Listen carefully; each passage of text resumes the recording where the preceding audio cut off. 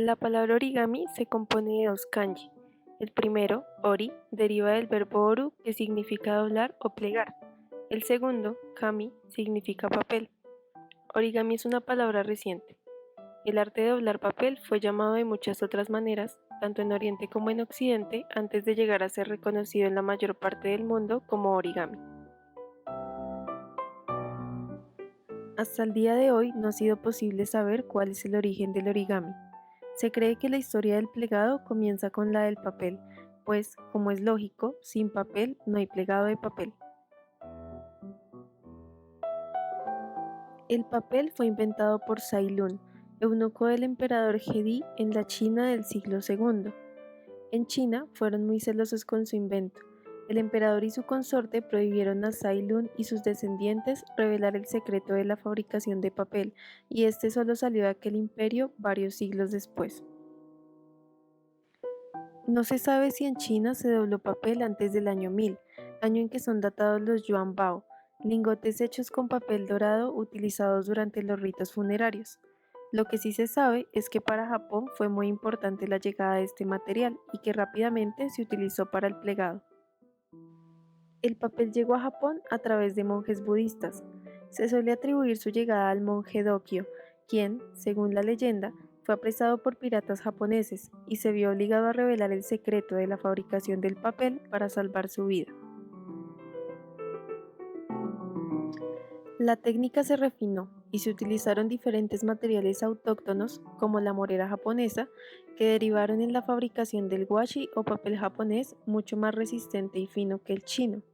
En la actualidad, el proceso manual de fabricación de este material es patrimonio de la UNESCO y se sigue realizando en varias zonas de Japón.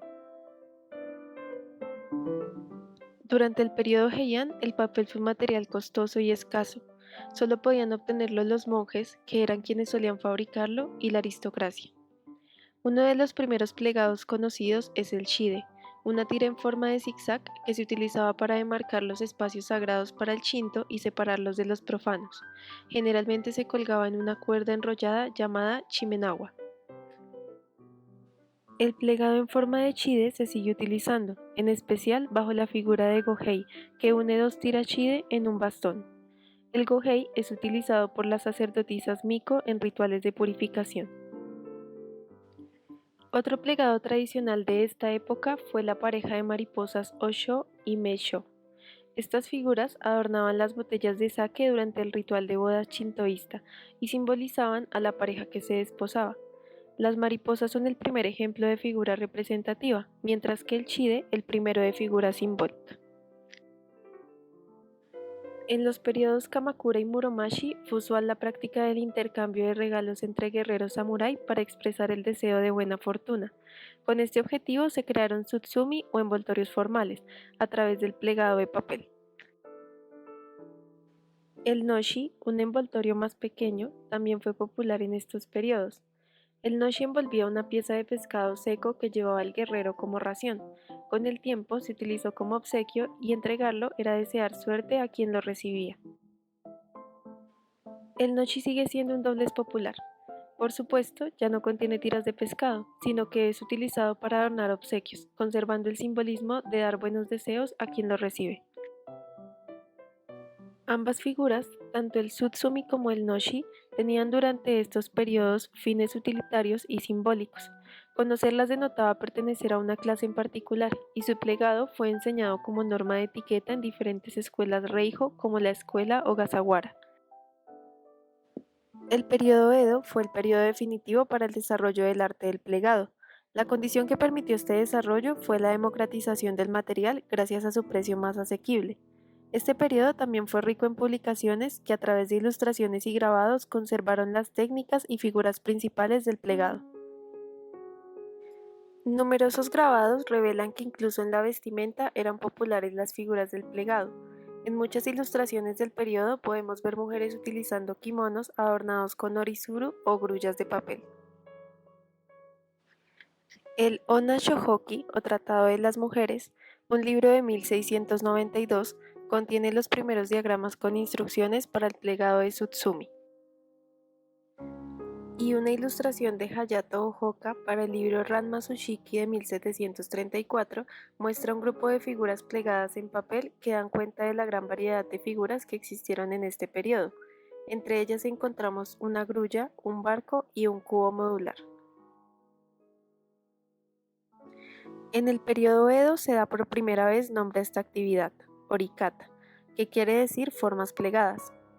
El primer libro dedicado exclusivamente al plegado de figuras representativas se llama precisamente Senbasuro Orikata, es decir, plegado de las 1000 grullas, y fue escrito en 1797. La grulla será desde entonces uno de los plegados más representativos del orikata japonés. La mayoría de los historiadores del origami creen que el plegado se desarrolló de manera independiente en Oriente y Occidente. El papel llegó al mundo occidental alrededor del siglo VIII a través de los árabes, quienes utilizaron el plegado para estudiar aritmética y geometría.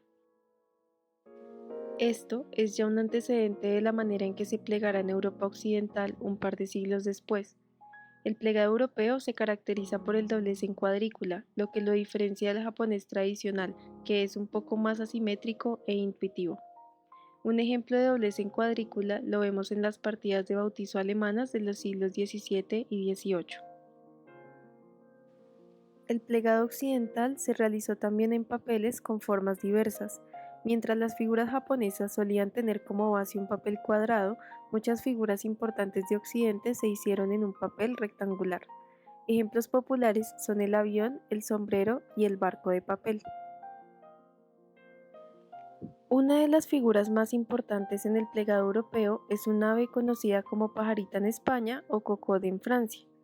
La figura fue tan popular que se representó en diferentes diarios, caricaturas, grabados y pinturas a lo largo de los siglos XVIII y XIX.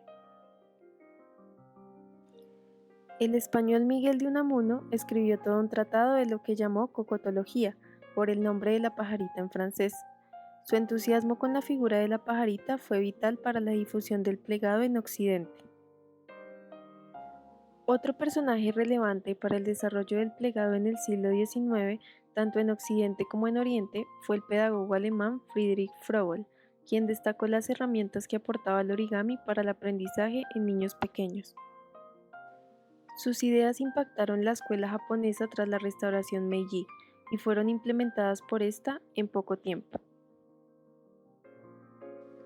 El término origami se implementó en Japón en el siglo XX y fue utilizado para diferenciar el plegado tradicional del que tenía influencia occidental. El primero en documentar este uso de la palabra fue el antropólogo Frederick Starr en un artículo del año 1922. A mediados de siglo, el término se dio a conocer en Occidente. Fue difundido por la origamista Lillian Oppenheimer, fundadora del Origami Center de New York. Es importante aclarar que antes del intercambio con Occidente, el plegado de papel japonés admitía cortes, y que solamente tras este intercambio se conoció la división entre un arte del plegado puro, origami, y otro del corte de papel, kirigami.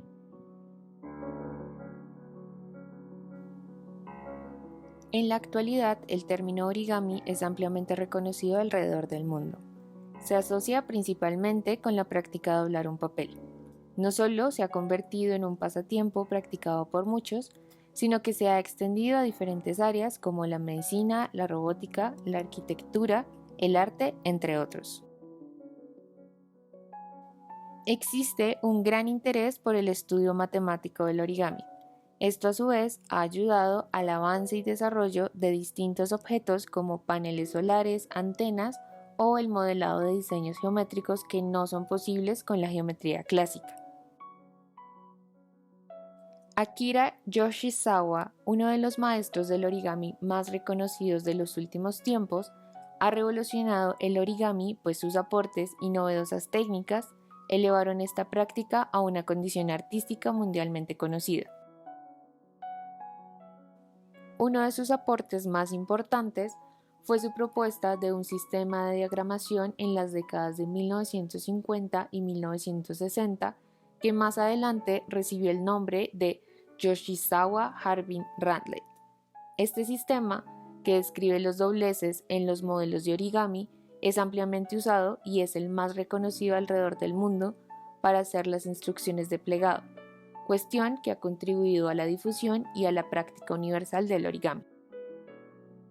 El otro sistema que actualmente se usa como patrón de pliegue es el CP o Crease Pattern, originado por Neil Elias y popularizado por Robert J. Lang, Meguro Toshiyuki, Jung Maekawa y Peter Engel, que se basa en una hoja diagramada, renderizada y digitalizada que contiene la mayoría de los pliegues del modelo final. Este sistema ha contribuido a diagramar y presentar modelos muy complejos, como algunos insectos y figuras de alta dificultad, para prescindir del paso a paso inicial y evitar instrucciones demasiado largas. Aunque no pretende ser sustituto de los diagramas convencionales, este sistema está ganando bastante popularidad en el mundo, dado que implica un desafío por romper el patrón y pensar nuevas formas de plegar. Akira Yoshizawa, así como los demás maestros origamistas del mundo, han inspirado a diferentes artistas provenientes de distintas partes. Como contemporáneos tenemos Robert J. Lang, Tomoko Fuse, Eric Joycel, Sifo Mabona y Jorge Pardo. No hay límites en el plegado o en los materiales del origami. Este es el caso de Stacy Tamaki, quien se define como una artista del origami en miniatura. Podemos ver en pantalla su pieza Tinigami, que son pequeñas flores y animales como grullas y ranas expuestas al lado de algunos huevos de codorniz para poder dimensionar su tamaño. Por otro lado, hay inmensas instalaciones como la de Jackie Simmons, llamada Together We're Greater, que consta de más de 2.500 cajas de origami suspendidas en el aire. El papel fue encontrado y reciclado por la artista, y las cajas reflejan la fragilidad de la naturaleza y los patrones organizados de color crean un arco iris que ondula. La obra a gran escala es un recordatorio de Simmons a sus espectadores para que protejan el medio ambiente y reciclen.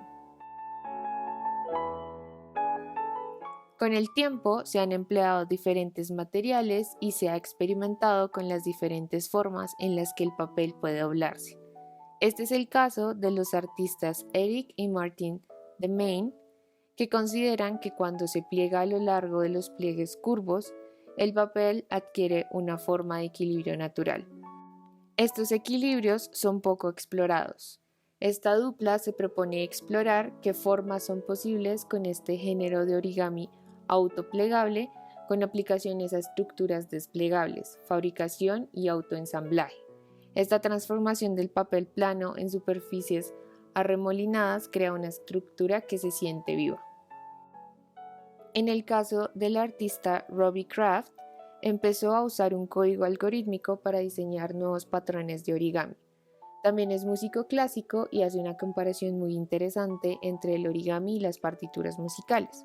Él dice: el patrón de pliegue y los pentagramas son instrucciones de una variedad 2D matemáticamente plana, imposible en el mundo real, por lo que doblar un origami es capturar el mundo real y agregar imperfecciones. En áreas como el diseño, el origami ha sido ampliamente usado para solucionar distintos problemas o desarrollar objetos versátiles. Es el caso de Oru Kayak, una empresa californiana que ha desarrollado 4 modelos de kayaks plegables y portátiles usando los principios del origami. Por otro lado, los investigadores de la Universidad Brigham Young están utilizando técnicas de origami para desarrollar nuevas herramientas médicas mucho más pequeñas que los dispositivos existentes. Trabajan en un nuevo enfoque para la sustitución de discos vertebrales que se basaría en la inserción de un dispositivo plano que se expandiría y llenaría el espacio de un disco natural. El origami no solo ha sido empleado en diferentes áreas por su versatilidad, sino también por su belleza y elegancia. Por ejemplo, en el diseño textil y de modas ha inspirado nuevas formas de doblar y crear texturas con una sola pieza. En Japón, el origami se enseña culturalmente en todas las escuelas. Sin embargo, antes de que un niño asista al aula y practique allí, en su casa ya ha realizado cientos de figuras de papel. Esa influencia, que trasciende lo educativo y lo artístico, permea todas las actividades cotidianas de los japoneses desde hace siglos. En varias festividades en Japón, el uso del origami es esencial para ambientar y disponer los lugares. Por ejemplo, en el Día de los Niños, la mayoría de ellos realizan varias figuras del pez koi, que es un pez que nada en contra de la corriente y que para los japoneses simboliza la fuerza constante de la vida ante las adversidades del mundo. En Tanabata se decoran los templos shintoístas y algunos parques públicos con ranitas de bambú decoradas con estrellas de origami. Diversos estudios científicos realizados en las últimas décadas han demostrado que la práctica del origami desarrolla múltiples áreas del cerebro, así como la coordinación motora y visual.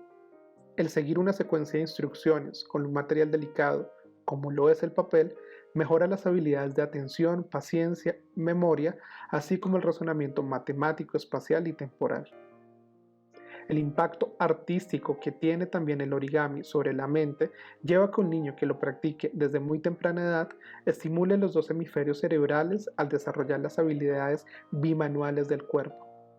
Esa armonía que se gana con las manos hace que los jóvenes sean capaces de maximizar su potencial de pensamiento, creando nuevas secuencias lógicas, analíticas, sintácticas y creativas que les permitan ver de una manera mucho más compleja y amplia las divisiones y totalidades del mundo.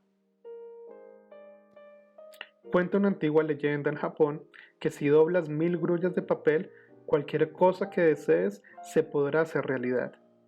Sin embargo, cuando los japoneses empiezan a hacer esta tradición ancestral, más allá de cumplir un deseo particular, buscan a través de la geometría y la matemática de cada pliegue entender las leyes del mundo, encontrar un camino propio que los acerque a conocer el secreto del universo.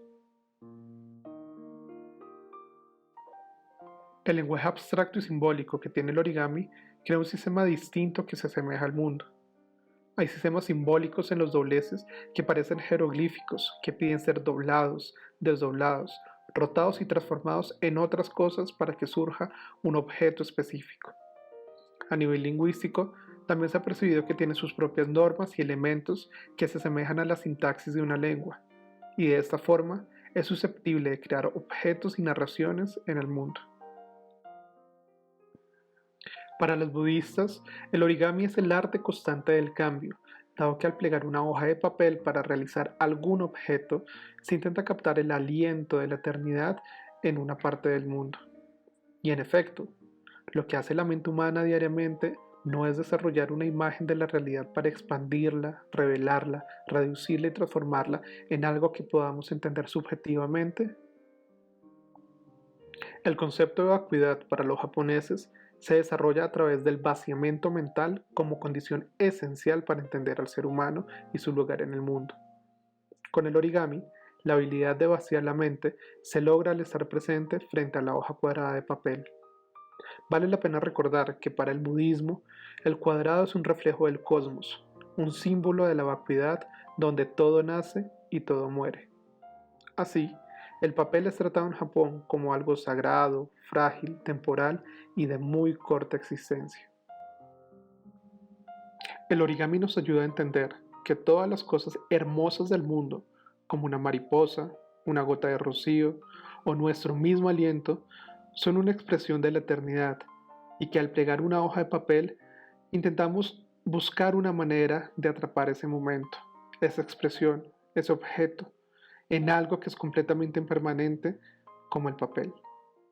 Conceptos como el mono no aware, que es esa bella impermanencia del flujo de la vida, o el wabi, esa hermosa austeridad, y hasta el mismo sabi, que es el paso del tiempo por las cosas, son percibidos en cada figura y en cada plegado como una expresión divina del hombre y del universo.